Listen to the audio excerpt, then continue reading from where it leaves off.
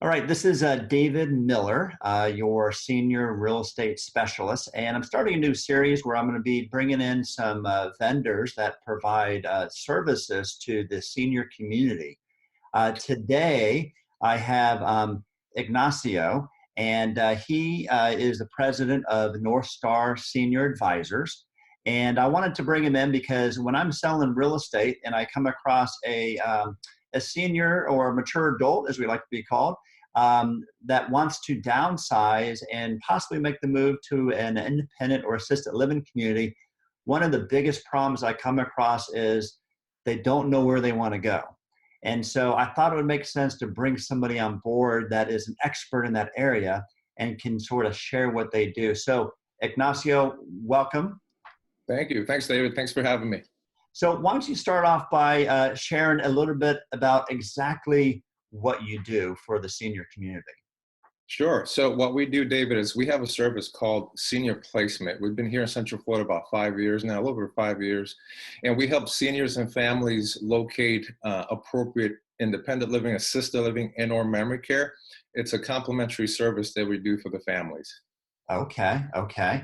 So tell me how that works. So if there's a senior out there who's thinking about downsizing and they're not quite sure, which place is going to work best for them, what's the first thing that you guys do? So the first thing we do is we do a very thorough consultation, right? So we want to figure out exactly what their situation is, what they're looking for. So if it's independent living, that can be pretty simple. Traditionally, what we find is that there's going to be some level of assistance that they're looking for. So for that reason, we want to make sure we do a very thorough consultation to look at a couple of things. Number one is going to be the potential level of care. So in assisted living particularly, there's 3 license types. They all provide different scopes of care. So we want to make sure through that consultation that we match the care needs that they're going to have with the potential assisted living. We look at that. We look at budget. Assisted living is privately paid for the most part. So we want to make sure that we keep it within their budget criteria. We look at geography, part of town that they're looking for, and then also culture. Make sure we factor that in since this is typically going to be a permanent transition. Okay. So you're doing a complete assessment to understand what their current requirements are, maybe from a skill level perspective, as well as future, because maybe somebody, I'm assuming people want to get into a place where maybe they don't have to keep on moving as they progress through the phases. And then, so after you do that assessment, then what's the next step? So once we do the assessment, we figure out a really good consultation, we get all the information that we need, then we narrow down the list of options. So in Central Florida, there's over 200 assisted living communities, so it can get pretty overwhelming. Yeah. So we will narrow down the options, very similar to a real estate agent, right? Based on that criteria that we've identified. And then we present options to the seniors and or their families for them to consider. So we'll send them those options, review them with the families and the clients. And based on their selections, we'll set up tours and now virtual tours with COVID-19. We'll set those virtual tours with those individual communities. And we're there with them every step of the way to answer their questions, empower them with frequently asked questions they should be asking as they're touring these options, because a lot of them don't know, right? So we want to make sure that we represent the client really well.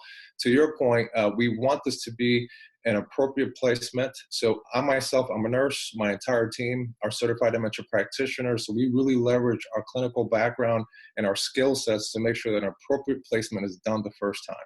Gotcha. Okay. Well, that sounds like a great service. I'll tell you, it's definitely needed from the people that I speak to because it's so overwhelming. As you mentioned, I guess there's over 200 options that are available. So you don't know where to start. And to have somebody holding your hand during the process is probably very beneficial. Correct. Now, I'm assuming there's a cost for this service? For us, we're completely complimentary to the families and the seniors for our service. So the way that we're paid for our time and our service, David, is by the assisted living that the family chooses. It's a marketing fee. The families and the seniors never see that fee translate over to them. It is an industry standard. So there is literally no cost whatsoever for the seniors and families. So we're completely complimentary to the seniors. Wow. So it does sound like real estate where when you're working with a buyer, there is no fee as well. So I Exactly. guess the question is, why wouldn't you want to use somebody with your expertise, your knowledge, and your skill set to help them find the right property for them, right? Right. And well, we find a lot of times there's a couple of things. One is timing. Accepting the fact that either your loved one or yourself as an individual, as a senior, are now in need of additional care and assistance. That's number one. It's the acceptance piece, and that can be a little difficult sometimes, but necessary, of course. And some families, and they do try to go at it alone. I'll be honest with you. A lot of times we'll get notified, or we make contact with the families, and what we hear most of the time is, we wish we would have known about you guys a lot sooner, Yeah. because they're out there making calls, well, driving when driving was okay, and going into places prior to COVID, and they would spin their wheels, right? They will spend a lot of time going into places to find out that this particular community was 5,000 a month. This one is 4,500 a month. This one can't accommodate your level of care. So they were getting very frustrated. So you know, um, we try to really promote what we do so that they hear about us first, to alleviate a lot of that frustration. Gotcha. So, would you recommend that they contact you when there might be, just planning their future, if they're, 3, 6 months out, or should they wait until something happens? Maybe they fall and break a hip. Um, what do you recommend is the best time to do that? I would always recommend prior to, if they think that's on the horizon, right? The reason why I say that is because there may be additional resources, things that they could apply for potentially financially that could help them. They're very specific things. We have that information. We have those resources that we can kind of set them up with. So it's always good, in my opinion, for them to empower themselves with that information. So when the time comes, it's not as much of an emotional decision, if you would. Uh, Honestly, the majority of our clients are in that state where it's a knee-jerk reaction. Something has happened, a fall. If it's dementia that's now progressed, safety is a concern. So we do get involved a lot of times, unfortunately, in that knee-jerk reaction. So if at all possible, if we can get involved prior to, it can really help alleviate a lot of that in the process, if that makes sense.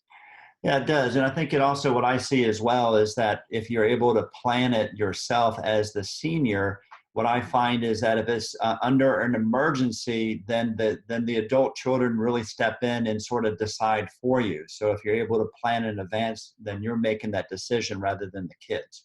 Wouldn't you? That's correct. Yeah, I agree completely. And one thing I wanted to point out also is that we are unbiased. We represent the client. We don't represent the communities per se. So when we work and we present options, they are completely unbiased options from our perspective. We want to make sure that the seniors and the families have the facts and the information that they need to make a proper selection. That's our goal. Absolutely. Absolutely. Last question for you. I know there's different types of communities that are out there. Could you sort of talk about maybe the top two or top three that you're going to find out there? So I think if you're asking the question from a consumer's perspective, right? I think the ones that they're going to find are the ones that are heavily advertised on Google, or if they've driven by it, because that's all that they would know potentially. So there's a lot more options than obviously those. There's large communities that are beautiful. There's medium-sized communities, and there's also small residential homes. So there's a pretty wide spectrum in terms of options. The biggest thing is going to be, besides the budget, is going to be the level of care. As I mentioned prior, there's 3 license types. That's pretty important because we need to make sure that they're going to get the proper care they need moving in and in the future. So if they, for example, they have diabetes, they have oxygen, things like that, that has to be managed under a very specific license. And we want to make sure that the selection that they make is going to be able to accommodate them long term. So typically that's what they'll find, is what they drove by, what they see online. And unfortunately, that's about it. So that's where we come in and we kind of broaden the horizon for them in terms of options. Sounds like you can really save them time, because if you know what their requirements are, you can say, okay, only these 5 provide that. So let's look at these 5, rather than if you didn't know, you could spend months looking at 20 of them and then finding out on your own, and then you're just getting frustrated. So it sounds like the service you provide really guides them. You assess what they're looking for. Based on that assessment, you sort of point them in the right direction, and you represent them, and making sure they're asking the right questions when they're talking to those different type of communities. That's exactly right. Yes. Perfect, perfect. Well, listen, I really appreciate your time today. I'm going to put his contact information down right here. So if you are thinking about downsizing or just making a move into an independent or assisted living community, please give him a call, and they'll be glad to help you out. And we appreciate your time today. Thank you. Thank you, David. I appreciate it. Absolutely.